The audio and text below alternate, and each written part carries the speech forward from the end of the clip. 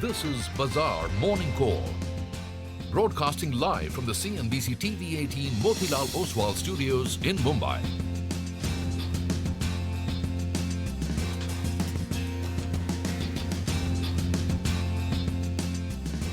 Good morning. You're with us here on a fresh new edition of Bazaar Morning Call. It's a Tuesday morning, and we're coming to you after this massive move that we had yesterday in the markets. We're coming to you from the CNBC-TV18 Motilal Oswal studios. I'm Prashant, with me, my colleague Sonia and Nigel. Guys, hi, morning. Hi, good morning, Prashant. Good morning, Nigel. And after the big move yesterday, perhaps there could be a little bit of follow-on buying today as well, given the kind of, large delivery-based buying that we saw in individual stocks, whether it's Reliance, the Adani Group. Yeah. So more on that later. But for now, looking like it's going to be a really good day. Well, and Prashant's dressed up with the right color, I think, right? Prashant's gone with green. Today, it was a very good session. But I'll tell you what, the bulls will want to see a follow-up session because that yesterday's session came out of nowhere. No one saw that coming. Yeah. Big up move, ending at the high point of the day. Nigel, not just green on green. Green on green.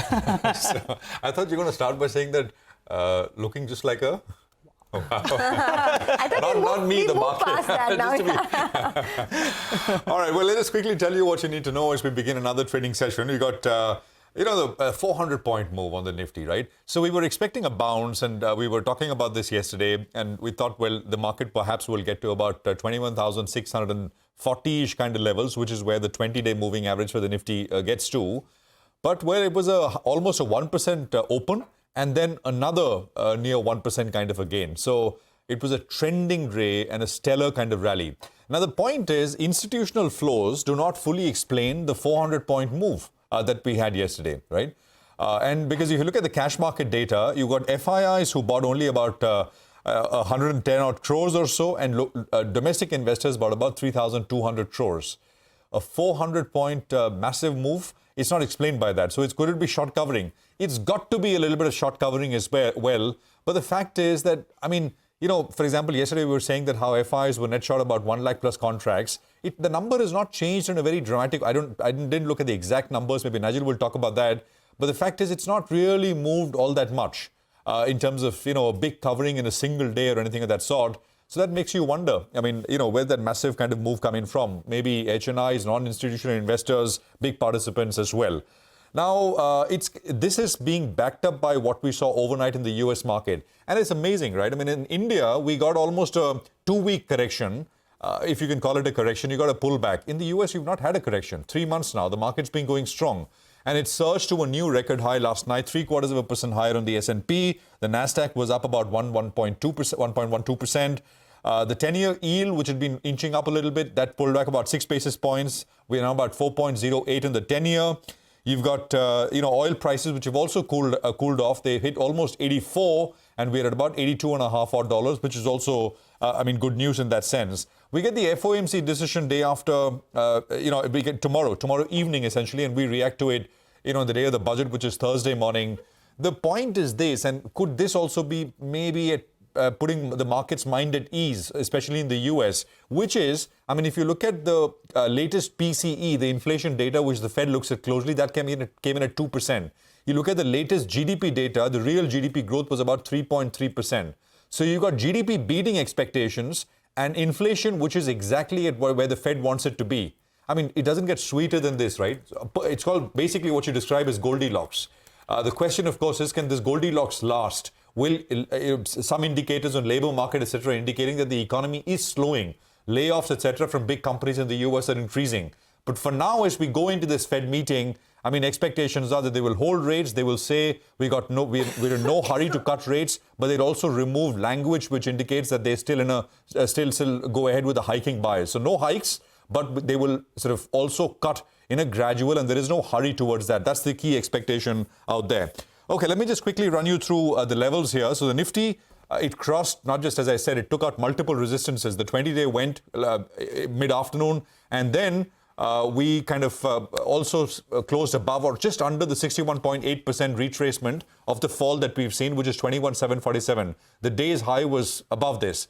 So that's the first number. The Nifty's got to sustain above the 61.8% retracement. And if it does that, then you get to the lower end of the gap area that we saw recently, which is at about 21,851, about 100 points higher. On the way down, we close below the 40-day exponential moving average, which is 21,263, will perhaps open up room for downsides once again. So you don't want to see a break below the 40-day, which is 21,263. The Nifty Bank is trading around the 40-hourly exponential moving average, which stands at 45,451. We left off at 45,442. And I think, the 61.8% retracement of the fall there is 45,910.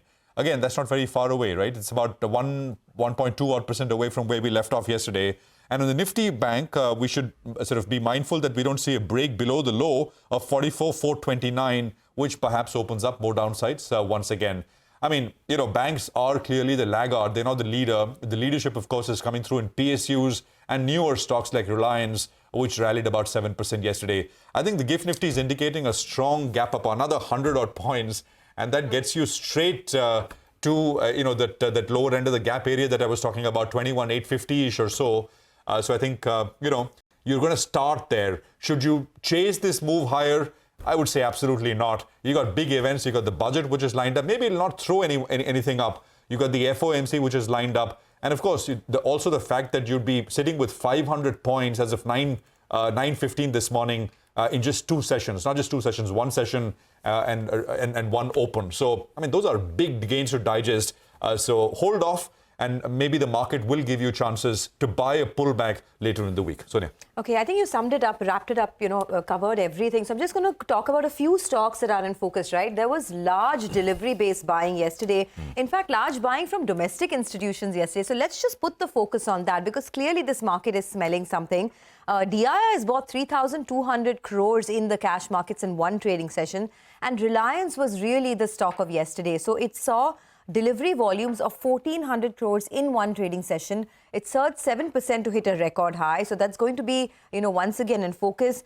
The big question that we're asking this morning, are domestic institutions loading up on names like Reliance in the Adani Group, etc.? We'll find out. But Bernstein, by the way, has raised their target price on Reliance now to 3160 rupees. So that's going to be one focus area for the market today for sure.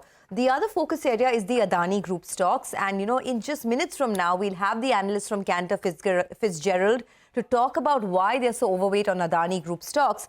There was almost 1,000 crores of delivery buying in Adani Group stocks put together yesterday.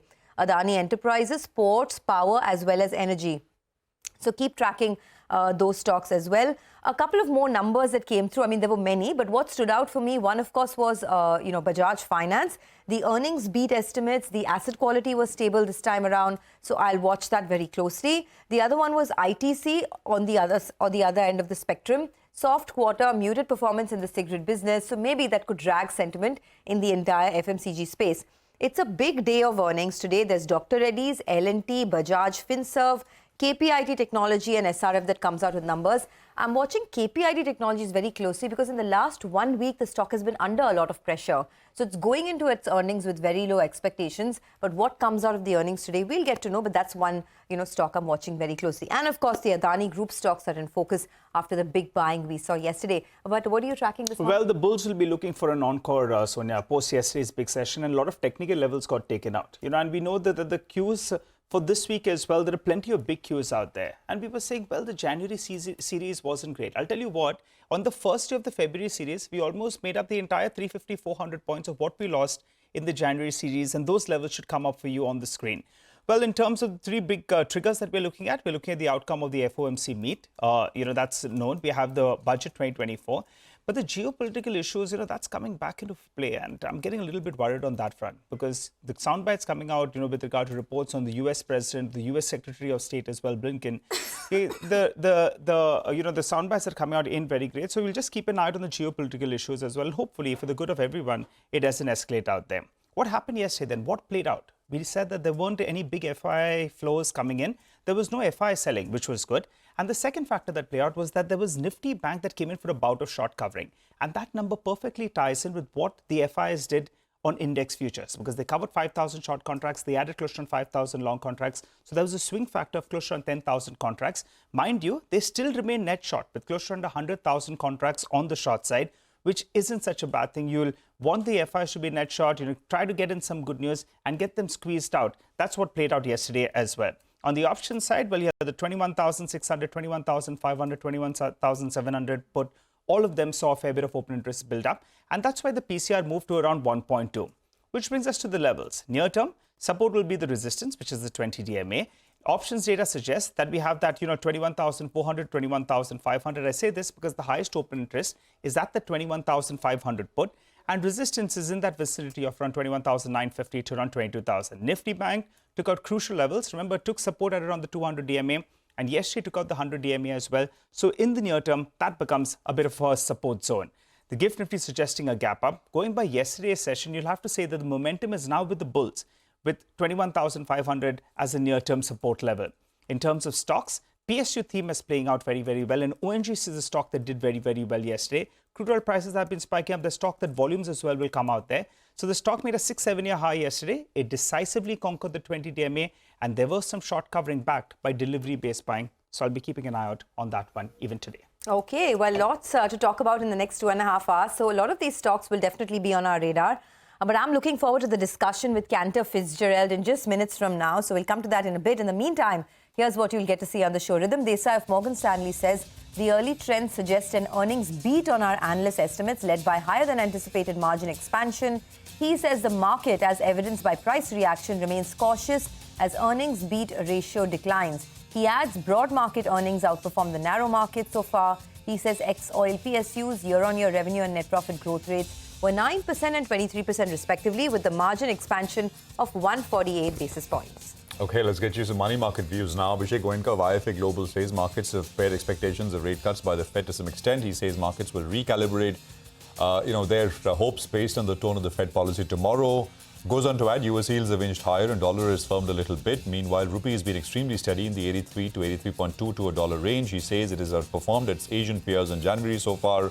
And FPI flows into domestic debt have almost completely offset outflows from equities. He continues to expect the rupee to trade sideways in a range of between 82.7 to 83.5 to the dollar over the medium term. And on the bonds, Vishal Goenka of IndianBonds.com says that all eyes are on the tone from the US Fed tomorrow night, followed by the interim budget on Thursday for impact on the bond market. He anticipates the budget to announce further measures for easier digital access to bond investments for all. He expects the 10-year benchmark bond yield to be range-bound and trade in the range of 7.15 to 7.2%.